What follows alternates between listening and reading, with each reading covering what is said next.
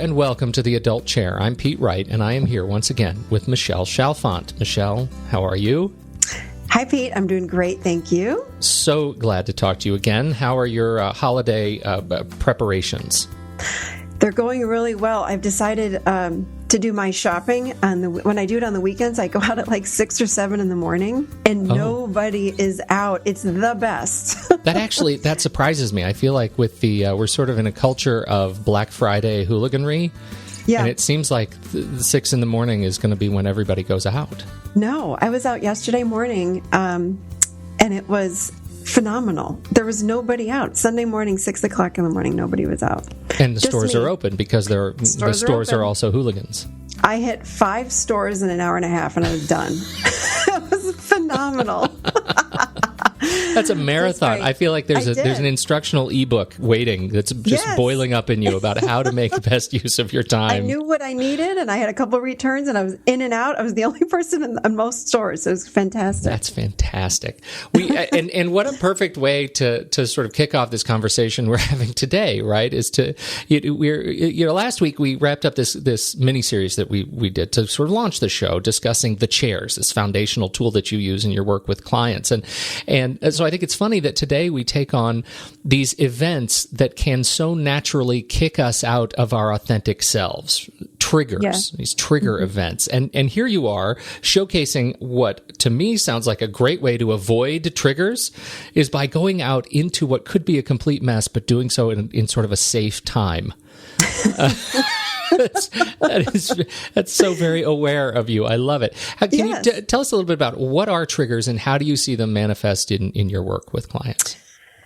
Well, and I have to say, it's not just with clients, it's with all of us. We all get triggered. And a trigger is simply when someone says or does something and it makes us react. So we have an internal reaction. We could have a physical feeling, or we could have an emotion where we get really mad at them, or we feel like raging out on them.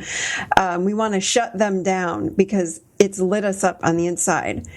Does that make sense? Oh, yeah. Okay. Well, I mean, and I feel like I can really resonate with how you phrase that it just lit us up on the inside. And in some cases, I find I don't know how I want to respond because I'm just in a crazy state. Right. It's that internal voice doesn't know what to do. Do I yell? Do I cry? Do I laugh? What do I do? Exactly. Yeah. And our triggers, just because we just came off of the chairs, I just want to say the triggers come from that adolescent part of who we are, that adolescent chair. So if I may, I just want to explain a little bit about who we are. And we have to understand that we are filled with, of course, childhood wounds that happen from the age of 0 to 7-ish, somewhere around there. But also, I mean, we're filled with, we have good voices, we have voices that beat up on ourselves, we have wounds, we have all of that, all within us. And all of that projects out into the world. So when someone comes up to us, and let's say at holidays, because we're going to have this happen during the holiday season, somebody comes up to us and they say something, or they don't say something, or we didn't get invited to that holiday party, or someone snubbed us. All of these things. This sounds crazy, I know. All of these things are a reflection of what's going on within ourselves. So. Does that make sense? Yeah, it does. Okay. It's this. Well, talk more about that. Particularly, I'm thinking about things like, the snubs, the holiday parties, the misunderstandings. Like you give somebody a gift and they don't understand, or somebody gives you a gift and it's clearly off center. You're just not sure how to respond clearly. What does that look like? I guess here's the bigger question, right? And I'll let you. I'm sorry to keep interrupting, but I'm excited about this topic. Triggers, they can be emotionally charged events, and so I guess the bottom line is how do you figure out, stay centered in the fact that this comes from your adolescent chair, that it's not always the most logical and centered place to be, and how do you maintain calm at the same time that you are reacting to trigger events?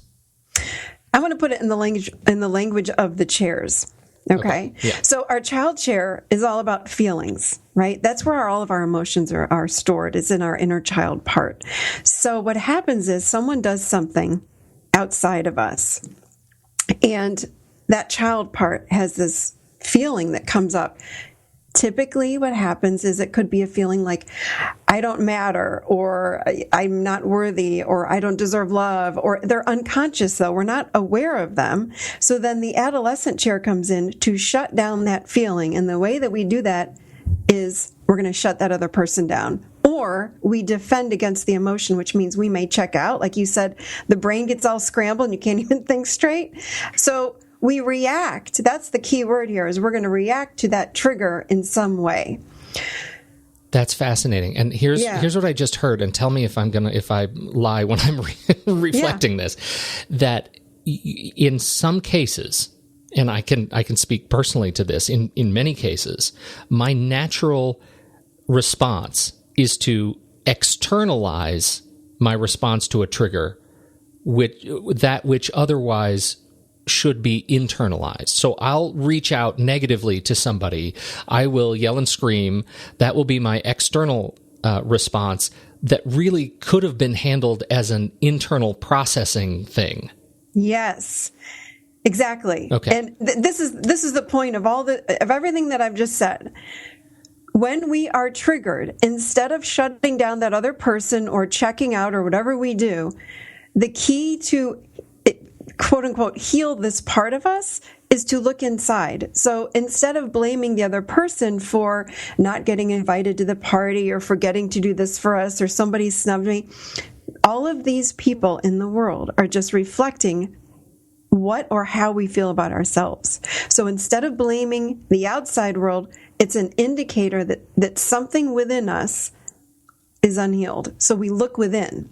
Okay, so how do we look within so that we can start kind of building a bridge to a more sensible reaction to external triggers? So the next time that you're triggered, or anybody is triggered, instead of again looking outside of ourselves, what we want to do is go inside and ask ourselves, hold on a second, whatever just happened out there, how does it make me feel? Like really get in there. And I don't mean, God, I'm so pissed off, she's such a bitch. Not that. It's like, it's a very tender, vulnerable thing to go back inside and say, you know what? When so-and-so didn't invite me to that party, or when so-and-so said that to me, really made me feel lonely. So then we sit in that loneliness. These wounds, this is what people don't know, is that they come from typically 0 to 7, and it has nothing to do with the current event that's going on when we are, at these parties when we're 20s, 30s, 40s, 50s, 60 years old. It has nothing to do with that. The core wound is from when we're children. So we've got to go back and just sit and feel whatever that emotion is. We can pull that up when we can pull that emotion up. That's, again, remember the child part. This little vulnerable part of us is going, gosh, you know what? I feel like I don't matter. When I didn't get invited to that party, it really made me feel like I don't matter. So we sit in it instead of trying to shove it down or get that other person to stop. That's magical for a couple of reasons. What you just said to me is magical because it applies everywhere. It applies from the party that you weren't invited to. It applies to the gift from your boss that is particularly not insightful. It applies to road rage. It applies to being cut off on the highway. Yes. All of these things come back to this, if I hear what you're saying correctly, this wound that I don't matter, that the world doesn't see me, I'm invisible, and that feels lonely. Yes. So how do we heal that or start to just having, I don't like to use the word heal, I like to use the word realization, because all that we're doing is we're taking these, they call them our shadow parts because they're hidden. We don't know that they're there. So when we pull this part of us out and we acknowledge it, we're bringing it into the light. It's like you can see it. That alone starts the transformation.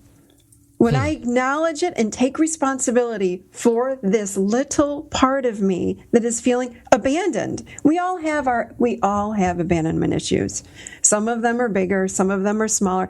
Think about it. The moment our mother didn't pick us up in the crib when we were crying, if she didn't come fast enough, then internally in the brain, we sit and start going, hold on, do I not matter? Hold on, where's my mom? Where's my dad? Where's whomever? And this is when all of these things start happening in our brain. All these wounds start to form way back then. And we play them out as adults. Goodness. And I can tell you from personal experience, I was somebody that got triggered all the time. And my husband just said to me, this morning, he just said, you hardly get triggered anymore. I'm like, that's amazing. Because I had a shift in my perspective about all this. I said, you know what? The next time I get triggered, I've done this for a few years now, but I remember when I learned all of this, I thought to myself, when I get triggered, I'm going to get really excited because I know it's one of my parts, one of my wounds that wants to come out, and I want to acknowledge it. Honest to God, you go like full on Rocky on your triggers. Go ahead, bring it. So I got this. So I'd say, oh my God, hold on. I just felt something come up, and I'm like, I'm really mad at so-and-so, but I know it's mine. And I would sit in it and I go, what do I feel? What do I feel? Again, we have to remember it's an emotion. It's not this like, oh, I felt like ripping his head off, or, I felt like I wanted to, drive over the person with my car. It's like, no, it's that raw, tender, vulnerable feeling. And then we allow ourselves to be in it. Just sit in it. It does not last forever. In fact, I remember reading something one time, and I think it said, we can only hold a true emotion for no more than 90 seconds. Like really, really be in an emotion. Then the brain kicks us out of it. Huh.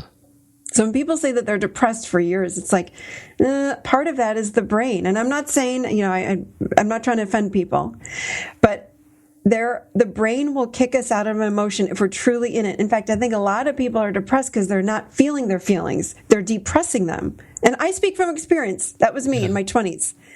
I just shoved everything down until I learned how to start feeling my emotions. That's when everything started changing for me. I feel like this may be going down the road of another episode that we need to go into. But there is this sense of, this 90-second rule is almost a salve for, being able to understand what's going to happen next when you get triggered. It sounds to me like if you remember that there's this 90-second rule that you're going to be upset, you're going to be really truly upset for 90 seconds. And then, so your job then is to see what happens next. How do I want to manifest myself back into my authentic place after that? Exactly. Because our goal is to get back in the adult chair where we become the observer of these. We feel the emotions in the adult chair, but also we can observe and then know what's true. So for example, if I sit in my abandonment, okay, I'm sitting and I go, oh my God, I felt so abandoned. Nobody invited me to the party. So I sit in my abandonment. I sit in it. It could then, after, again, we'll just use that 90-second rule, maybe another emotion then comes up, okay? Mm-hmm. But what happens is eventually I like to use this example of, it's like we sit on a trap door and it eventually we fall through and we land in daisies. We think it's so bad to sit and it's uncomfortable. All of a sudden we fall through and it's like, oh, we have this fresh perspective. And it's like, oh my gosh, why was I feeling that way? Okay. That's where the realization has happened. Right. So then the next time it happens, we go, oh yeah, there's my abandonment stuff. And it doesn't feel so bad. And then eventually, because it's not within us and it's not this huge gaping wound, life stops showing up like that. Say more about that. You mean it becomes less of a trigger? Yes. It's not there. It's like if I can hold that adult perspective, then I become an observer of it and go, oh yeah, that's that abandonment stuff. I now can laugh at some of this and it stops happening. That's what I mean by all of our stuff, all of our wounding inside of us gets projected out into the world. And the world then shows up as not inviting me to the party. So-and-so snubbed me. My mother-in-law says that, whatever happens, it's mine. And that's what we don't do. So typically what we do is if someone says something that's not so nice to me, then I'm hurt. It's bringing up a wound that, let's say, I don't matter. Let's use that one. So then what do? We call our friends, we call our family, and we say, can you believe so-and-so did that to me? And she said that, or he said that, blah, blah, blah. And then we get validated from those other people that the other person is wrong. Right. Instead of, wow, I wonder what's inside of you that would have caused that to happen. What wound is inside of you? Why would you have projected that out and had that happen? Again, I'm not looking to blame anybody or blame me. It's like, oh, it's more, I've become curious about what happens when I'm triggered instead of getting so ticked at that person outside of me. Fascinating. It's so cool. And I promise you, I wouldn't be talking about this if I hadn't done it myself. Yeah. I was thinking, changed my life. You've answered my sort of last question, which was really around this idea of living constructively with your triggers, like that. Mm-hmm. That is to say that how could a trigger work for you? Or these are. I think it may be a trigger itself that we think of triggers as negative events, but the way you've just described this, that the insight that you get from your triggering moments may allow you a deeper understanding about how you relate with the world and how you relate with yourself as you try to climb back into the adult chair. Yes. So become curious about these triggers. Yeah. Just become curious. I love it. What a great message going into this holiday season. This is, we end up with it, and I think in many cases we invite new stresses into our lives as we